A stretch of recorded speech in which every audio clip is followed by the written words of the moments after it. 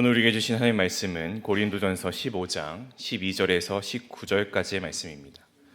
고린도전서 15장 12절에서 19절까지의 말씀, 신약성경 282쪽입니다. 말씀 한 절씩 교독하겠습니다.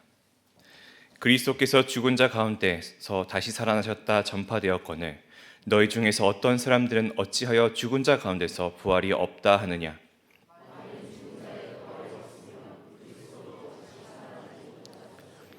그리스도께서 만일 다시 살아나지 못하셨으면 우리가 전파하는 것도 헛것이요 또 너희 믿음도 헛것이며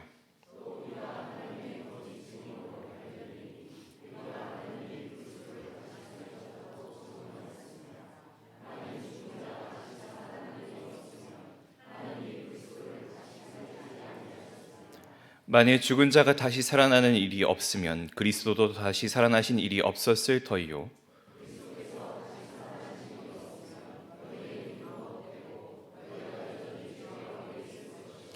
또한 그리스도 안에서 잠자는 자도 망하였으리니 만일 그리스도 안에서 우리가 바라는 것이 다만 이 세상의 삶뿐이면 모든 사람 가운데 우리가 더욱 불쌍한 자이리라. 아멘. 준비하신 오늘 말씀 제목이 같이 읽어볼까요? 어찌하여 부활이 없다 하느냐. 예수님께서 십자가에 죽으시고 3일 만에 부활하셨습니다. 부활하신 예수님께서 하나님께로 가시기 전에 많은 사람들을 만나셨죠. 그리고 예수 그리스도 부활하신 주님을 만난 이 사람들의 인생에는 굉장히 큰 변화가 있었습니다. 고린도전서 15장 앞쪽 4절의 이후의 말씀을 보면 그 만난 사람들에 대한 이야기를 이렇게 하고 있습니다. 장사 지낸 바 되셨다가 성경대로 사흘 만에 다시 살아나사 게바에게 보이시고 후에 12제자에게와 그 후에 500여 형제에게 일시에 보이셨나니 그 중에 지금까지 대다수는 살아있고 어떤 사람은 잠들었으며 그 후에 야고보에게 보이셨으며 그 후에 모든 사도에게와 맨 나중에 만삭되지 못하여 난 자 같은 내게도 보이셨느니라. 베드로뿐만 아니라 12사도 그리고 500여 형제, 예수님의 동생 야고보 그리고 바울에게도 예수님 부활하신 이후에 나타나 보이셨다라고 합니다. 자, 이 명단, 여기에 기록된 이 사람들은 부활하신 예수님을 만나고 난 이후에 삶이 완전히 달라진 삶을 살게 된 것을 우리가 생각하게 됩니다. 바울도 부활하신 예수님을 만나고 나서 완전히 인생이 바뀌었죠. 그 후에 삶의 이유와 목적도 완전히 달라졌습니다. 부활의 주님을 만나고 그가 가지고 있었던 세계관이 완전히 바뀌었기 때문에 그렇습니다. 그것은 나의 인생도 이 세상에서 끝이 나는 것이 아니라 부활의 주님과 같이 부활할 것이며 영원한 삶을 살게 되리라는 약속의 말씀이 그대로 이루어진다라는 것을 믿게 되었기 때문입니다.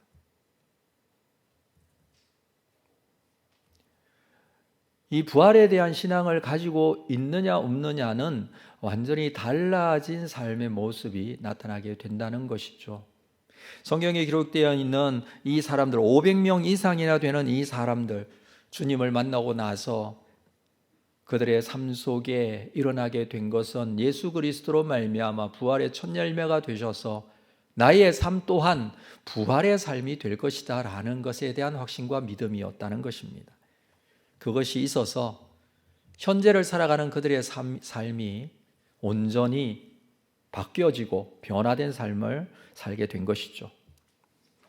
바울은 예수 그리스도 부활하신 주님을 만나고 난 이후에 복음을 전하는 자로 살았습니다.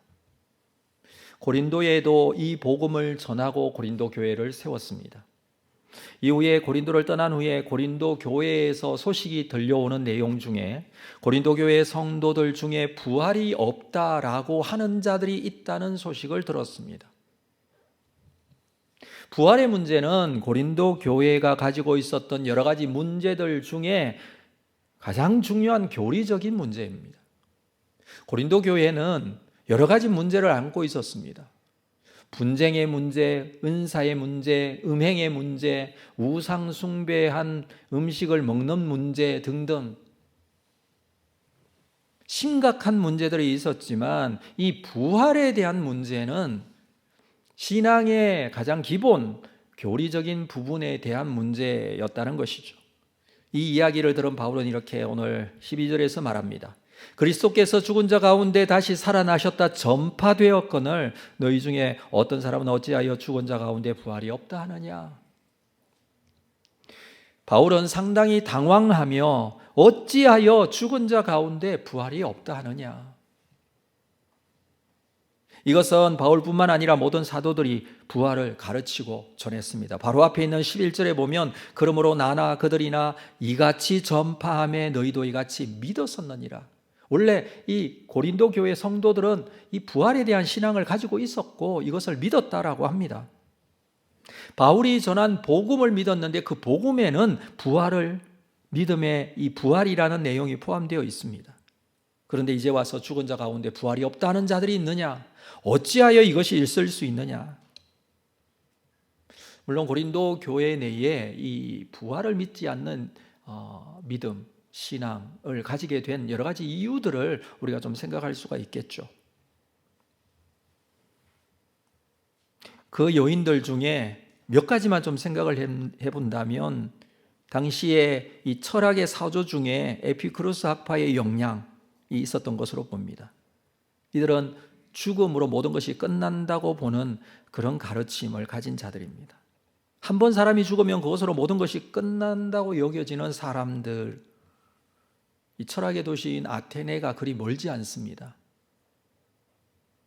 가까이에 있었던 고린도에도 이 영향을 받은 사람들이 많이 있었을 것입니다. 고린도에는 헬라 문화권에 있는 도시이기 때문에 어쩔 수 없이 그 영향이 있었겠죠. 뿐만 아니라 플라톤의 이원론에 근거한 생각 때문이라는 것입니다. 이 사상은 영혼은 불면하지만 육체는 썩어 없어지는 것이라고 생각하는 그런 이원론을 가지고 있습니다. 구원받은 것은 영혼이 구원받은 것이지 죽은 자의 몸이 부활하는 것은 아니라고 믿는 사상. 이 사상은 한국 교회 안에도 굉장히 많이 들어와 있는 사상이죠. 몸의 부활이 아니라 영혼의 부활만 믿는 사상. 그리고 세 번째는 부활을 영적인 사건으로 해석하는 사람들도 있었습니다. 부활했다고 하는 것은 실제로 눈에 보이는 사건이 아니라 영적으로 일어난 사건으로 해석하는 경우이죠. 나중에 이런 사상이 영지주의 이단에 영향을 미칩니다. 이들은 육신의 것은 무가치하고 없어질 것이라고 간주하고 육체의 부활을 부인합니다. 이러한 여러 가지 이유들로 인해서 그들 중에 몸의 부활에 대해 의심하는 자들이 생겼고 몸의 부활을 믿지 않는 그리스도의 부활, 그 부활에 대한 믿음의 내용을 가지고 있으면서도 몸의 부활을 믿지 않는 그런 사상이 헬라 문화권에 있는 이 고린도에는 분명히 있었습니다. 이것과 가장 비슷한 사상이 유대인들 속에서도 있었는데 그게 뭐냐 하면 사두개인들, 그들은 부활이 없다라고 했습니다. 그 이유가 바로 이 헬라 문화권의 영향 때문이었습니다. 이런 영향으로 인해서 성도의 부활에 대해서 부인하는, 우리의 몸이 부활될 것이라는 이 사상에 대해서 부인하는 자들,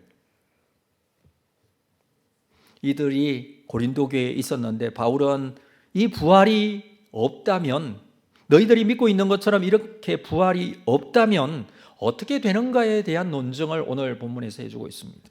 가장 첫 번째는 그리스도의 부활도 없다라고 합니다. 13절 말씀 같이 읽겠습니다. 13절 시작. 만일 죽은 자의 부활이 없으면 그리스도도 다시 살아나지, 우리가 부활하지 않을 것이다, 부활 못할 것이다 라고 한다면 예수님의 부활도 있을 수 없다, 이 논증입니다.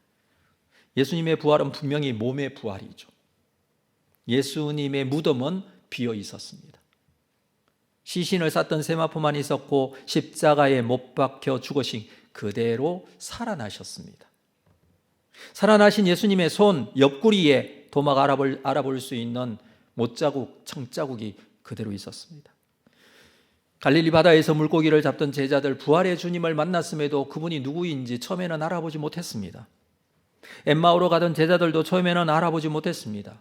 그런데 조금 있다가 또 나중에 그분이 예수님이라는 사실을 알게 되었습니다. 이것이 부활하신 예수님의 모습이었습니다. 그래서 이해가 될 듯 하다가도 잘 이해가 되지 않는 부분들이 참 많습니다. 그러나 바울은 죽은 자의 부활이 없다면 그리스도의 부활도 없다라고 하면서 그리스도의 부활에 대해서 정확하게 믿고 있음에 대한 확신을 가지고 말합니다. 죽은 자들은 반드시 다시 부활할 것인데 그렇지 않으면 예수님도 다시 살아나지 못하셨을 것이라는 거죠. 성경에도 죽었다가 살아난 자들이 있기는 합니다. 구약에서는 엘리야가 사르밧 과부의 아들을 살리는 장면, 엘리사는 수넴 여인의 죽은 아들을 살리는 장면들이 있습니다. 하나님께서 하신 사역이죠. 예수님께서도 이 땅에 사시면서 죽은 자를 살리는 사건이 3번이나 있었습니다. 나사로를 살리는 사건, 회당장 야이로의 딸을 살리는 사건, 나인성 과부의 아들을 살리기도 했습니다. 하나님께서 하신 일이죠.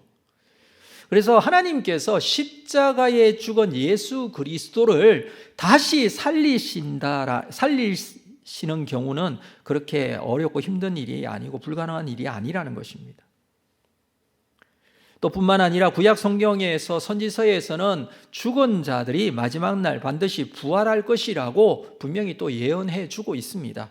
다니엘서 12장 2절에 이렇게 기록합니다. 땅의 티끌 가운데에서 자는 자 중에서 많은 사람이 깨어나 영생을 받는 자도 있겠고 수치를 당하여 영원히 부끄러움을 당할 자도 있을 것이다. 여기 땅의 티끌 가운데 자는 자는 죽은 자들이죠. 근데 땅의 티끌 가운데라는 것은 죽어서 썩어서 흙이 된 자들이라는 뜻이에요. 사람이 죽으면 썩지 않습니까? 그리고 흙이 되지 않습니까? 그러나 이들 중에 깨어나 영생을 받는 자 혹은 수치를 당하는 자가 있을 것이다. 분명히 말해주고 있죠. 이사야서 26장 19절에는 주의 죽은 자들은 살아나고 그들의 시체들은 일어나리이다. 티끌에 누운 자들아 너희는 깨어 노래하라. 주의 이슬은 빛난 이슬이니 땅이 죽은 자들을 내어 놓으리로다. 땅이 흙 속에 섞여버렸지만 땅이 죽은 자들을 내놓는다. 티끌에 누워있지만 다시 부활할 것에 대한 말씀입니다. 그래서 바울은 죽은 자의 부활을 강조하면서 이것은 그리스도께서 십자가에 죽으시고 다시 부활하신 사실을 믿는다면 당연히 자기도 그랬고 우리 모두는 부활에 대한 믿음을 반드시 가져야 된다라는 말씀을 해주고 있는 것이죠. 두 번째, 부활이 없다면 우리가 전하는 복음도 헛것이다 라고 말합니다. 자, 14절 말씀 볼까요? 그리스도께서 만일 다시 살아나지 못하셨다면 우리가 전파하는 것도 헛것이고 또 너희의 믿음도 헛것이다. 부활을 믿지 않고 믿는 믿음도 헛것이라는 거예요. 헛것이다 라는 것은 속이 비어있다 라는 뜻입니다. 너희가 가지고 있는 믿음도 헛것이 된다. 믿음의 내용이 없다. 그 뜻이에요. 믿는다고 하면서 믿음의 내용이 없으면 무슨 소용이 있겠습니까? 여러분, 우리가 믿는다라고 할 때 무엇을 믿습니까? 믿음의 내용이 무엇입니까? 그것은 예수 그리스도를 믿는다는 것이고 예수 그리스도의 무엇을 믿습니까? 우리의 죄를 위하여 십자가에 대속의 죽음을 하셨고 우리는 그래서 죄로 말미암아 망하지 않게 된 자들이고 뿐만 아니라 예수 그리스도의 부활을 믿음으로 우리의 죄로 망하지 않고 부활로 영원한 생명을 얻게 된다. 이게 믿음의 내용이에요. 근데 예수 그리스도의 부활이 불가능하고 믿는 자의 부활이 없다면 이 믿음의 내용이 다 없어지는 겁니다. 예수의 부활로 우리는 죄로 망하지 않고 부활로 영원한 생명을 가지게 됩니다. 예수 그리스도의 죽음과 부활은 복음의 기초이고 가장 중요한 교리입니다. 만약 그들이 말하는 것처럼 부활이 없다면 바울이 지금까지 선포했던 모든 복음 다 거짓이 됩니다. 바울과 사도들이 전한 것이 다 거짓이 된다면 지금까지 기록한 성경도 거짓이 됩니다. 지금 믿고 있는 모든 믿음도 헛것이 됩니다. 여러분, 우리가 평생 믿었다고 해서 믿음의 내용이 생기는 것이 아니라 주 예수 그리스도의 부활에 대한 확신과 믿음, 그리고 나도 부활할 것에 대한 확신과 믿음, 이 믿음의 내용이 있어야 합니다. 그 내용이 없이 믿는다면 다 헛것입니다. 그리스도의 부활을 부인하면서 믿는다고 하는 것 자체가 말이 되지 않는다. 이건 논리적으로 맞지 않다라는 거예요. 세 번째, 바울이 말하고자 하는 것은 그동안에 자기가 증언한 것도 거짓이다라고 합니다. 한번 15절 말씀 볼까요? 또 우리가 하나님의 거짓 증인으로 발견되리니 우리가 하나님이 그리스도를 다시 살리셨다고 증언하였습니다. 우리가 그리스도를 다시 살렸다고 증언했는데 부활이 없다면 이거 다 거짓 증인이다라는 거죠. 만일 죽은 자가 다시 살아나는 일이 없으면 하나님이 그리스도를 다시 살리지 아니하셨으리라. 하나님께서 그리스도를 다시 살리셨는데 죽은 자가 다시 살아나는 일이 없다면 하나님이 그렇게 하지 않으셨을 것이다. 근데 하나님께서 그리스도를 살리셨잖아요. 그것은 죽은 자를 다시 살리실 것에 대한 내용이다라는 겁니다. 그런데 죽은 자의 부활이 없다면 바울이 지금까지 전한 이 모든 내용이 다 거짓이 되는 것이죠. 그 말은 하나님도 거짓말을 하게 된 것이다. 그러나 그리스도의 부활은 주관적인 생각이 아닙니다, 여러분. 뭐 어떻든 간에 나는 이거 믿을 수 없다라고 개인적인 어떤 생각을 지금 요구하는 것이 아닙니다. 여러분, 주님의 부활은 객관적 사실, 역사적 사실이죠. 그리고 그 역사적 사실에 근거해서 우리 또한 부활에 대한 믿음을 가져야 한다라고 강조하는 것입니다. 16절, 17절에서는 다시 반복하면서 이렇게 말합니다. 만일 죽은 자가 다시 살아나는 일이 없으면 그리스도가 다시 살아나신 일이 없을 터이요. 17절, 그리스도께서 다시 살아나신 일이 없으면 너희의 믿음도 헛되고 너희가 여전히 죄 가운데 있을 것이요. 그러면서 제일 마지막에 너희가 여전히 죄 가운데, 예수 그리스도의 부활을 믿지 않고 성도의 부활을 믿지 않는다면 여전히 죄 가운데 있을 수밖에 없다. 왜냐하면 예수 그리스도께서 우리의 죄를 사하시지 못했기 때문에. 그래서 이 부활 문제는요, 신앙에 있어서 가장 기초예요. 가장 기본이에요. 이거 없으면 신앙이 있다라고 할 수 없을 정도로 내용은 다 비어있는 헛것이 될 수밖에 없다는 것을 말해주고 있습니다. 부활을 부인하는 것은 자신의 죄사함을 부인하는 것이 됩니다.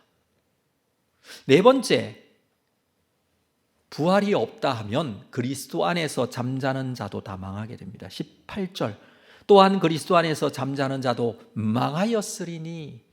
그리스도 안에서 잠잔다라는, 이 잠잔다는 사람이 어떤 사람이에요? 죽은 자들을 얘기하는 거죠.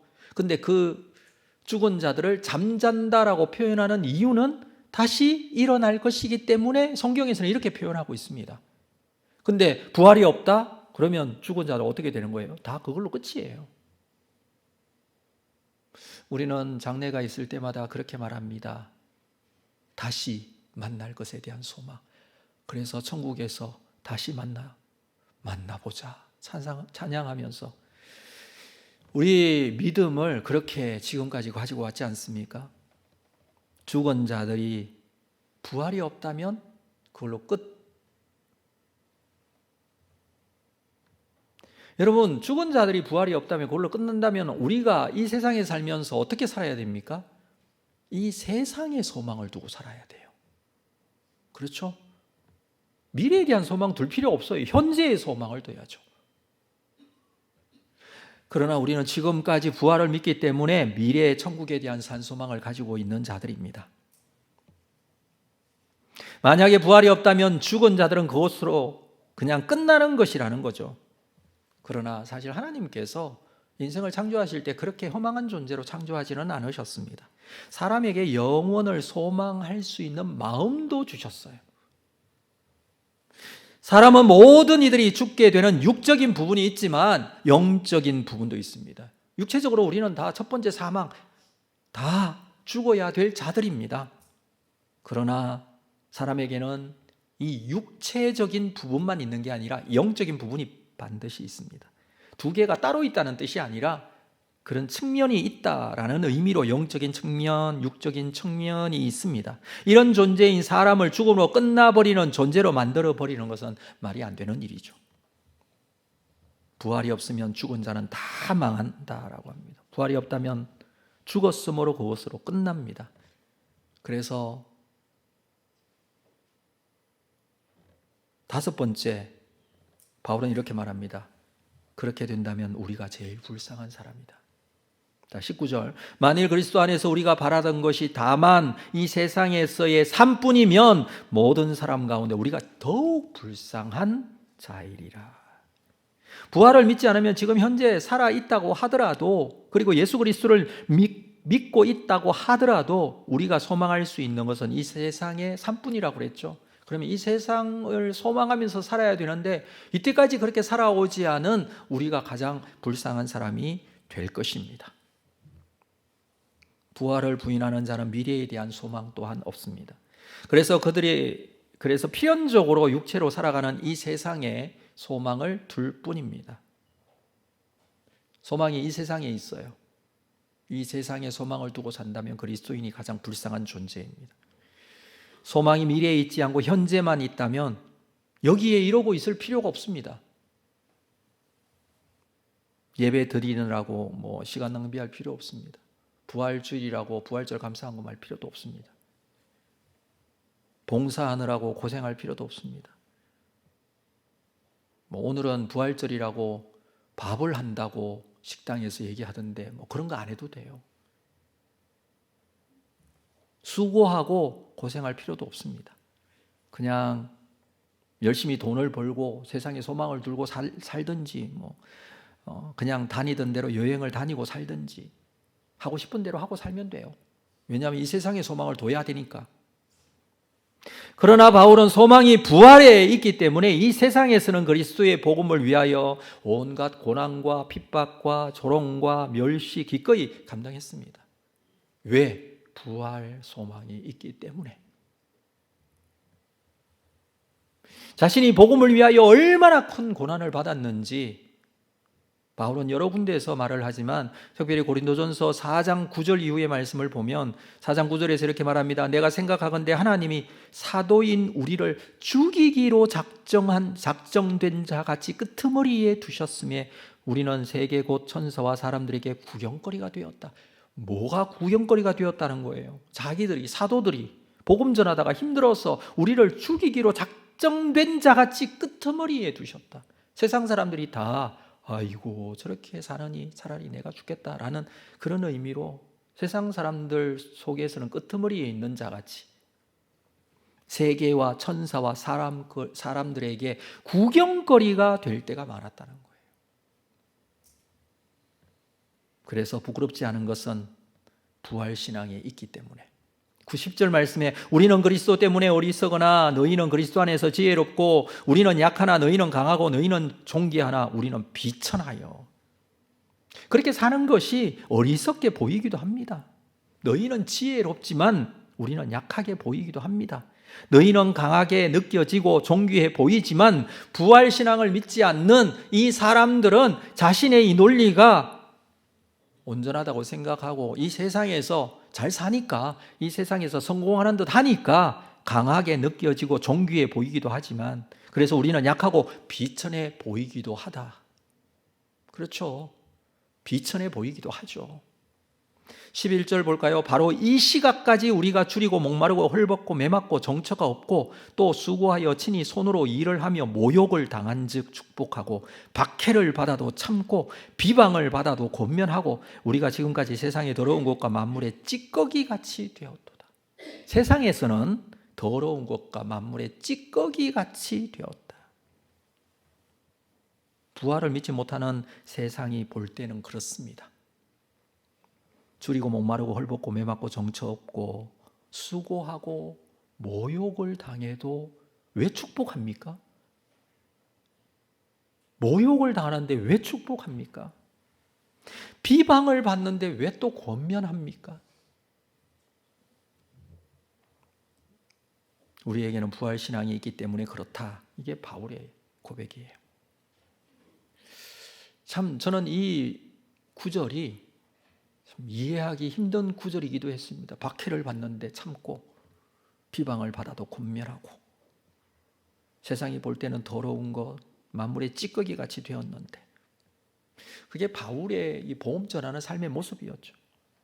근데 그것을 감당할 수 있었던 이유는 무엇 때문이라고 본인은 말하느냐 하면 부활신앙 때문이라고 말합니다. 물론 뭐 이런 일을 여러분도 당해야 된다 이런 의미로 지금 이 말씀을 드리는 게 아니에요.